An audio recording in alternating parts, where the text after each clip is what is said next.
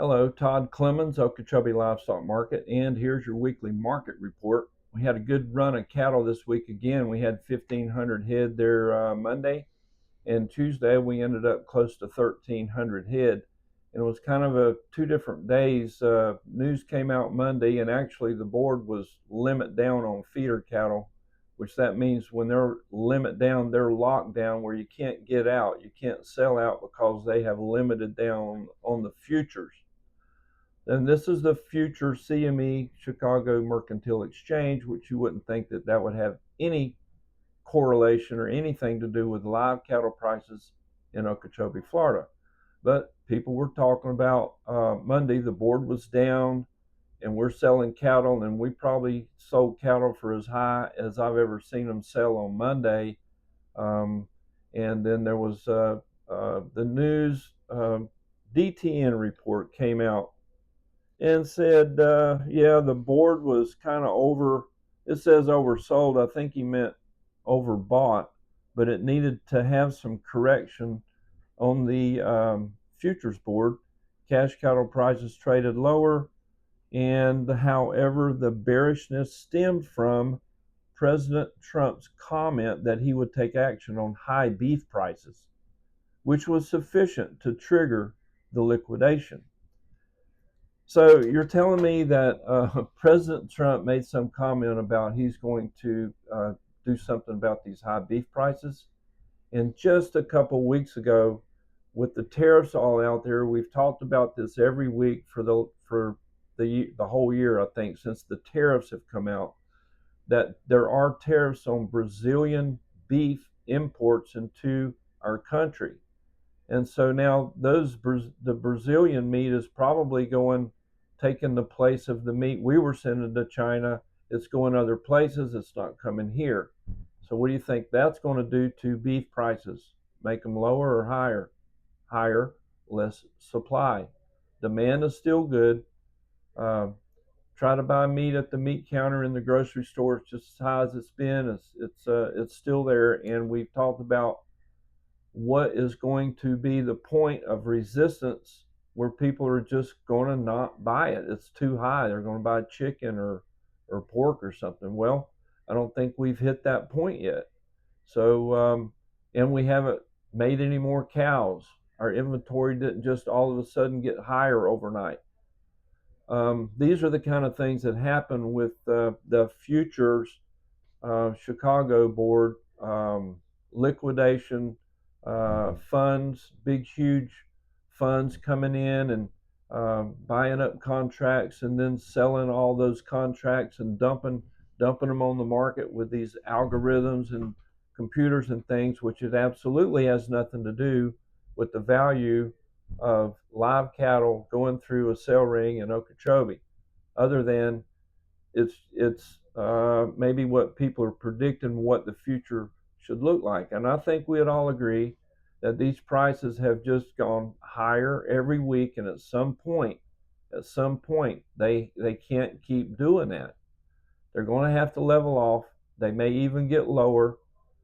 It is September. It is the toughest month of the year to sell cattle. On our last report, we talked about September. The weather's changing. Farmers are plowing their fields. They're planting winter pastures, wheat and ryegrass and things. It's a tough month to sell cattle, but yet Monday we probably sold cattle for as high as I've ever seen them. Tuesday we come in here with a good run of cattle, and people were talking about before the sale started that prices would be lower. Oh, did you see what the board did? Yeah, I saw what the board did, but is it really going to change? Does it mean that the cattle being sold on Tuesday have a lesser value than the ones that we just sold Monday, the day before? You wouldn't think so. I mean, the cattle inventory is still as low as it's ever been. People are eating beef um, just as much or more than they ever have. And the packers are actually starting to make money at these higher levels. That had to happen. Packers have to make a profit. The feeders have to make a profit. The backgrounders have to make a profit. And the people that grow, the producers that grow the cattle everybody has to make some to keep it all working. So the Packers have been in the red for the last 3 or 4 months, or maybe even the whole year of 2025, until finally they have cut the level of the weekly kill rate. The processing of animals is as low as it's been since the COVID days back in 2020, or maybe even before that. They have figured out to just slow that chain speed down, process just enough to keep that supply at a really tight level, so that the prices at the retail level can stay as high as they are. So I don't really see where, and I did not hear what President Trump said and or about how he's going to lower high beef prices, and I don't think that probably set very well with cattle producers. And you just don't want to see government coming in and doing something that's going to get in the way of capitalism and supply and demand. It's just plain and simple. There's just not as much beef out there, and there's a real high demand, so prices are going to stay good for a while. I looked at the market reports to compare between Monday and Tuesday. I'm not trying to paint a really bad, dark, black, grim picture, because this market is firing on all cylinders, and it will continue to do that for the rest of this year, and surely on into 2026, maybe even on beyond that, because you can't grow the herd fast enough to have supply um, increase so much that the price is going to come down, especially with the tariffs, especially with the Brazilian imports. They're not coming in here. If they are, they're coming in at a higher level, which is just going to keep prices up.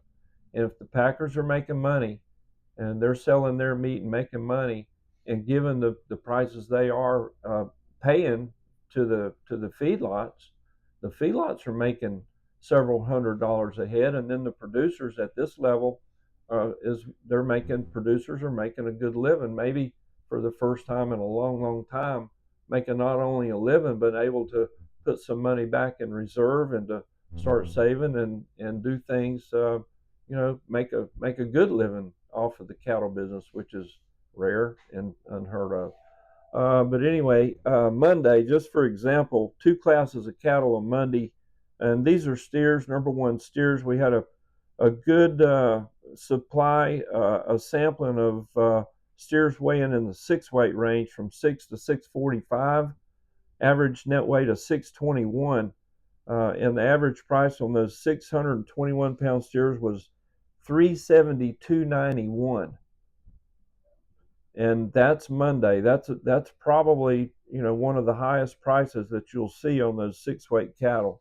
Right here is 372.91, and then Tuesday, just a day later, a really good sampling of 6 weight cattle, same weight range, 6 to 645, average weight 622, and the price is 354.28.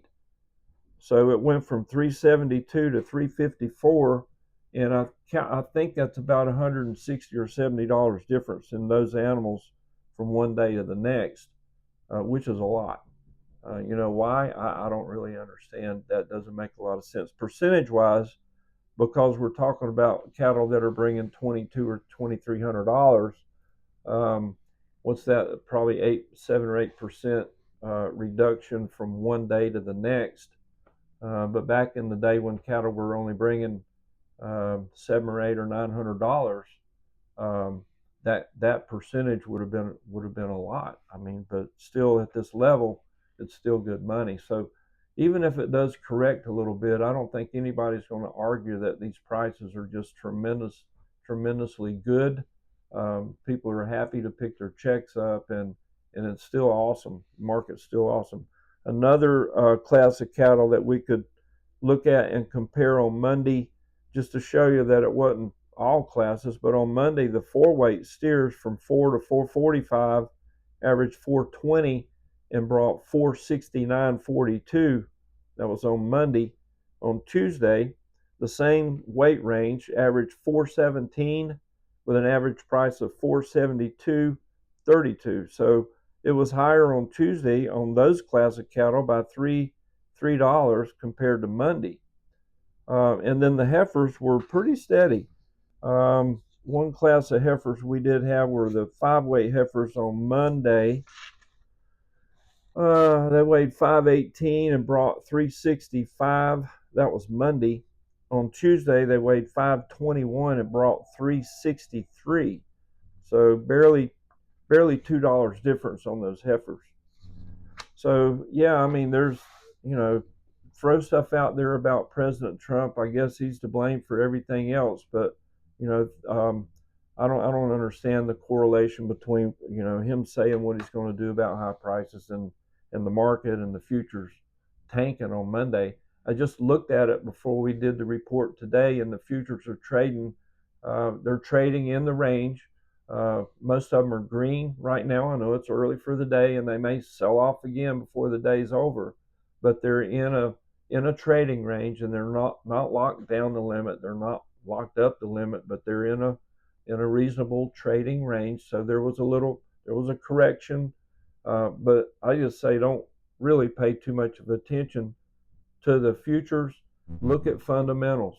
Fundamentals are the same.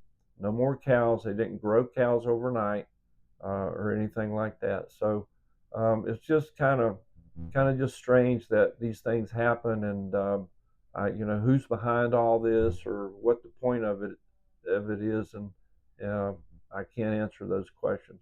But it was a good sale. Prices are high. We got a lot of rain again. We're catching up on our rain.